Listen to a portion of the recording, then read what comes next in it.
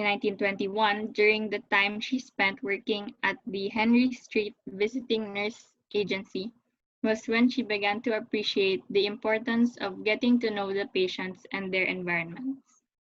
In 1924 to 1929, she worked as an instructor and educational director in Norfolk Protestant Hospital, and in 1930 she was a nurse supervisor and clinical instructor at Strong Memorial Hospital in New York.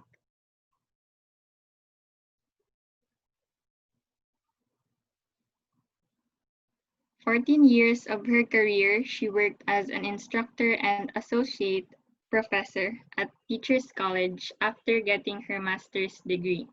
She also became a research associate at Yale University School of Nursing in 1952. As so many other nurse theorists did, Henderson gave a lifetime to nursing and made enormous contributions as a nurse, teacher, author, researcher, and friend of students, faculty, and practicing nurses. She inspired not just nurses, but also other healthcare professionals from all over the world. To present Virginia Henderson's theory, we have Michael Cadiz.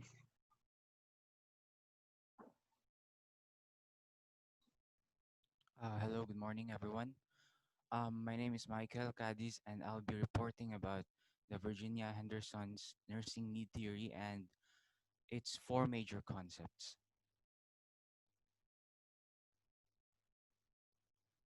Now, Henderson's definition of nursing, she said that the unique function of the nurse is to assist the individual, sick or well, in the performance of those activities contributing to health, or its recovery, or to a peaceful death, that he would perform unaided if he had the necessary strength, will, or knowledge, and to do this in such a way as to help him gain independence as rapidly as possible.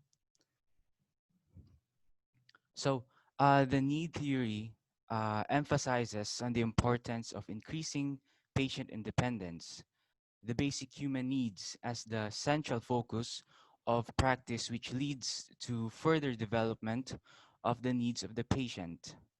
It also emphasizes on the basic human needs and how nurses can assist in meeting those needs.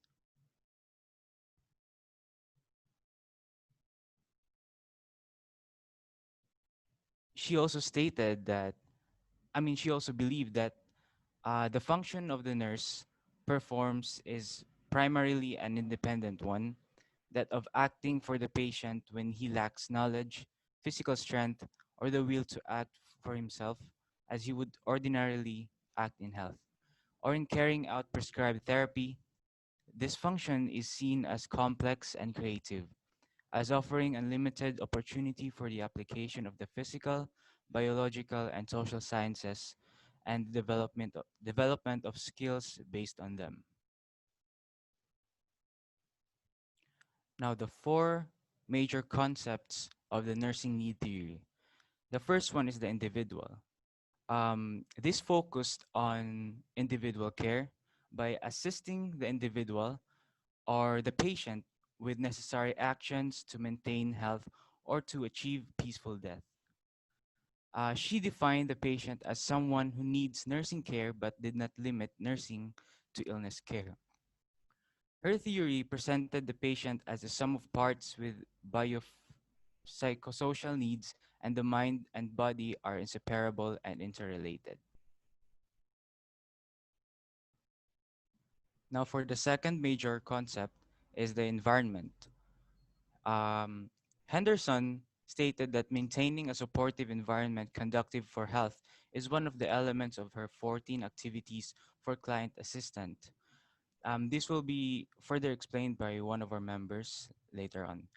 Um, the importance of environment in the perception of health and well-being.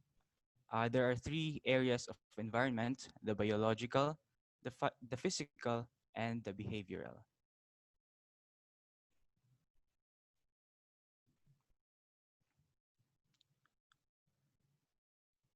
The third one is health. This is relation to one's independence.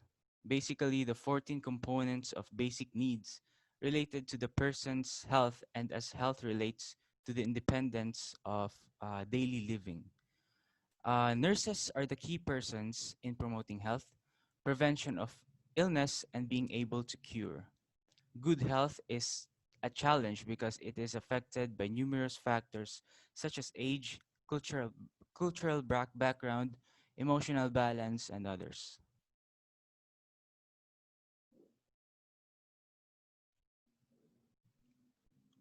Nursing, the last one, is this is to assist the individual, sick or well, in the performance of activity contributing to health, recovery, or peaceful death. She wrote her definition of nursing before the development of theoretical nursing. The nurses temporarily assist the individual who lacks the necessary strength, will, and knowledge to satisfy one or more of the 14 basic needs. So, in her definition of nursing, distinguished the role of a nurse in healthcare. The nurse is expected to carry out a physician's therapeutic plan, but individualized care is the result of the nurse's creativity in planning for care.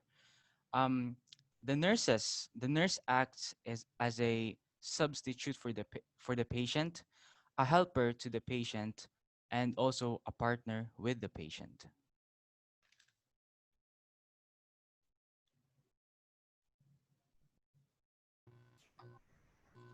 Okay, the 14 basic human needs. Henderson proposed this theory because of her idea that to achieving the independence of and wholeness of the patient. First is breathe normally, eat and drink adequately, eliminate body waste, move and maintain desirable postures, sleep and rest, select suitable clothes, dress and undress, maintain body temperature within normal range by adjusting clothing and modifying the environment, keep the body clean and well groomed and protect the integument. Avoid dangers in the environment and avoid injuring others. Communicate with others in expressing emotions, needs, fears, or opinions. Worship according to one's faith. Work in such a way that there is a sense of accomplishment. Play or participate in various forms of recreation. Learn, discover, or satisfy the curiosity that leads to normal development and health and use the available health facilities. So this basic human needs was identified accordingly if it is physiological components, psychological, spiritual and moral, sociological oriented to occupation and recreation. Her idea is quite similar to Maslow's theory, which is also the Maslow's hierarchy of needs is based on the theory that one level of needs must be met before moving on to the next step. But for Maslow's hierarchy of needs, he focuses on the series. While in Henderson, she stated the 14 basic human needs of the patient. Application of the need theory. Need theory can be applied to nursing practice as a way for nurses to set goals based on Henderson's 14 components, meeting the goal of achieving the 40 needs of the client, a great basis to further improve one's performance towards nursing care. In nursing research, each of her 14 fundamental concepts can serve as a basis for research, although the statements were not written in testable terms. That would be all. Thank you. Okay. Anyone would like to throw them any question? Anyone can speak.